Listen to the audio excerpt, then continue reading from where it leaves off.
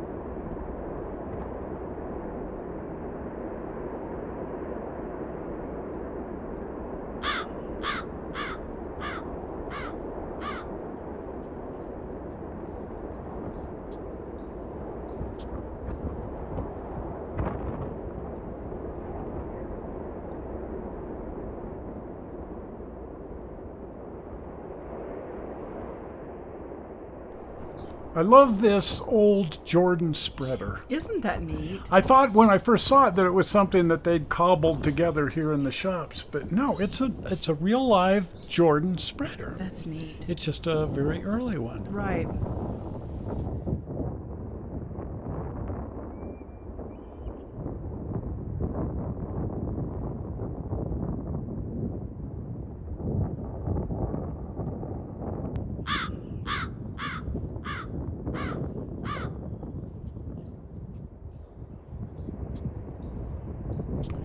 Now, when you first arrive in the East Ely Yards, you cannot help but notice the coaling tower and the water tower. Right. They're just ever-present, huge structures there. And come to find out, they have some fairly unique history. The water tower is no longer in use, but it used to feed these water columns. Oh, neat. Originally, they had just a great big huge wood tank here, and then they built the big metal tank, and almost immediately after that, all of these water columns and the fire system and everything was just hooked to a huge water main on the municipal water. Oh. And they stopped using the water tank, and they're still using municipal water.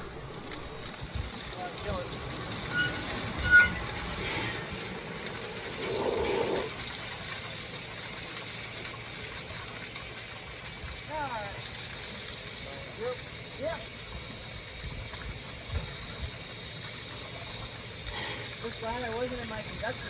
And because it's the Nevada Northern and they never throw anything away or tear anything down, they just left the water tank standing here. I'm glad they did. I like the look of it. I love the look, but it's only been used as a pigeon home. Right, but I still love the look. It's about a third full of pigeon poo. Oh, man. Now this is the coaling tower, and when I first saw this years ago, I thought, oh look, they took the original wood coaling tower and added a cement coaling tower to it.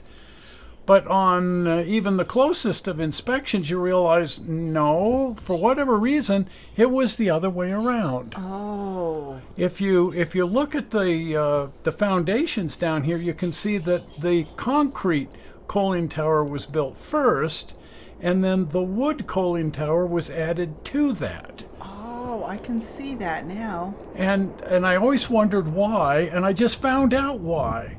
It's because they needed to run two different types of coal. And so they had a finer coal in the wood bin and a coarser mine run coal in the cement tower. Well, that makes a lot of sense, really. And the whole reason for that is one of the locomotives, number 81, had a stoker. Oh. And it couldn't run mine run coal. I see. And so the whole wood section was built just for stoker engines, but they never bought another one. Ah. Just 81. There you go. Which is the engine that they're restoring right now. That's cool. Anyway, because it has a, what would you call it, a drive-through window or something, they could fill two locomotives at the same time. They could put one underneath the tower here and fill it from the mechanism here, and then another one alongside the tower and fill it from the coal chute over there. I see. Now, if you look closely, you can also see the chutes here that were used for putting sand in the sand dome. Right. And there used to be a big metal bin on the side of the coaling tower that held the dry sand. And then after they discontinued the steam engines, somebody got the not very bright idea to put the sand in the coaling tower. Oh, no. And fill it that well. Now the coaling tower is full to the top with wet, hardened sand. Oh, no. Anyway, the mechanism is all still here. They just can't use it because the coaling tower is all full of sand. Oh, my goodness. Maybe someday they'll clean that out. Who knows? But the motor here was used to haul big buckets of coal up the shaft here to the top, and then the buckets dumped into the top. And actually, it was a double layer thing. It took two different runs to get the coal all the way to the top of the tower. And isn't this neat? The original crew that ran the coaling tower all signed it here. Oh, that's neat. 1916 and 1917. Oh, that's awesome.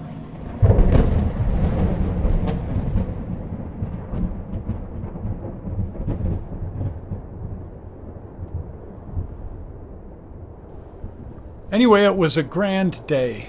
Right. And we headed off to our hotel and came back the next day. Yes. When the shops would be open and we could explore those.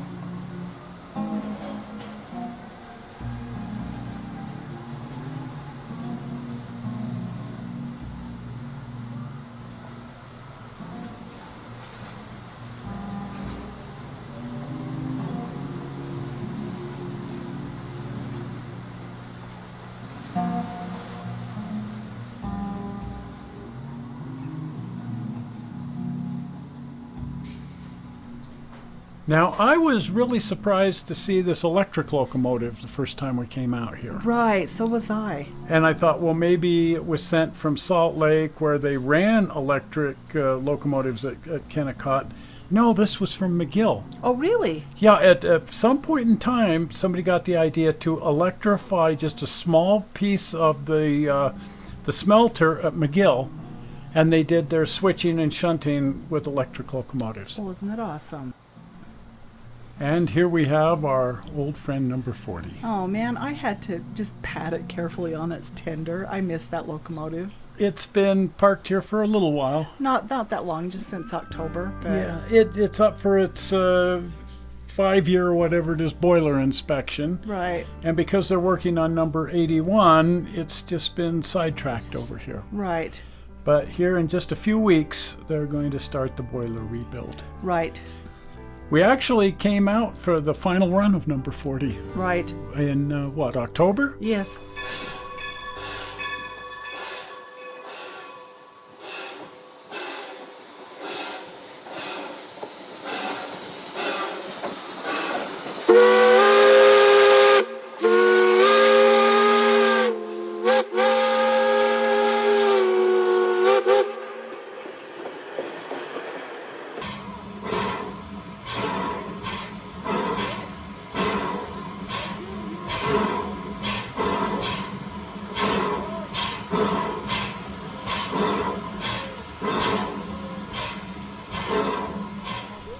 Well, it is one of our favorite locomotives of all time. It is. I just love the story behind it. It's got a great story, and I love that they've made it the official state locomotive for the state of Nevada. Yes. And given all the wonderful locomotives in Nevada, that's high praise indeed.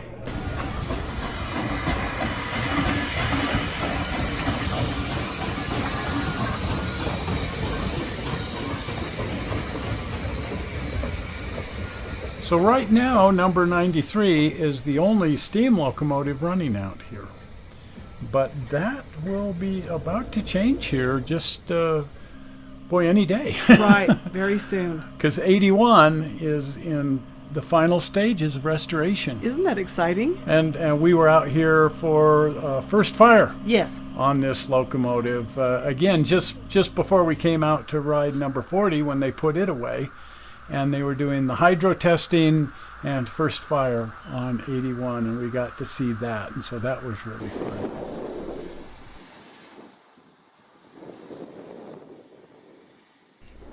Of course, it's still not moving under its own power. Oh, not just yet. Not just yet, but that could change it just about any minute. That's right. They're not going to publicly announce just when, but again, as soon as they get everything put back together here, they're going to take it out on a test run. Right now they're giving it a good cleaning. Yeah, because they had fire in it and they got it all filthy. Yes. So now they're giving it a thorough wash job. But boy, it's looking It beautiful. looks wonderful. And any day now, it will be out on the yard track at least. Yes.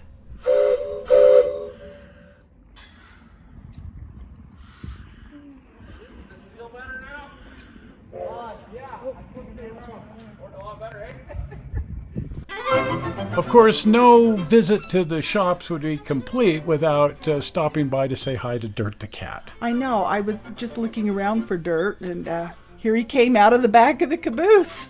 Well, he heard our voices, and here he comes. Right. And I think he's gotten to know us. We've visited him so many times. Oh, right. And Ivan was marked. I got rubbed on. Yeah, you got rubbed on, and, Yes. and he was letting me pet him and everything, and he's getting quite friendly with us. Yes. But he is everybody's favorite shop cat, Yes. and he's a real sweetheart when you get right down to it. No kidding.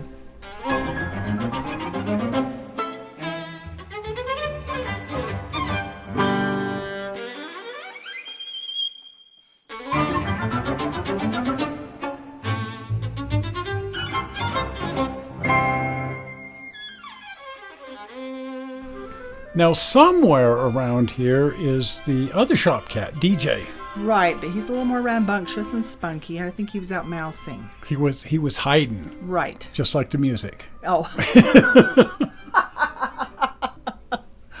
But somewhere around here, and DJ he's not used to us yet, and so he hides out when we come around. But eventually he'll warm up to us. Right.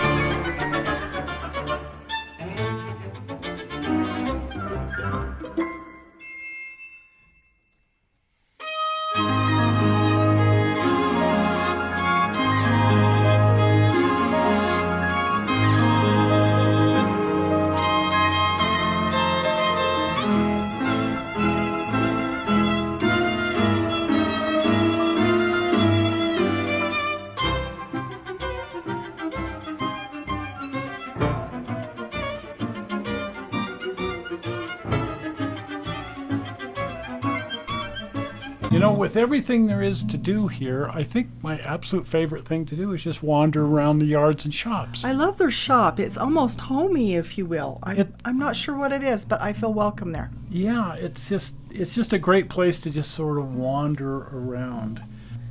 There's so many places that we go that it's just not welcoming. There's fences and people saying you can't go in there, but not here. Yeah, well, there is no fence here. No. You just walk on in and start exploring. Just remember, safety first. Well, next week we're going to be riding the train. Absolutely. That'll be a lot of fun. There's no point coming to Ely and not riding the train up Robinson Canyon. Residents began complaining about the noise and sound. Additional complaints.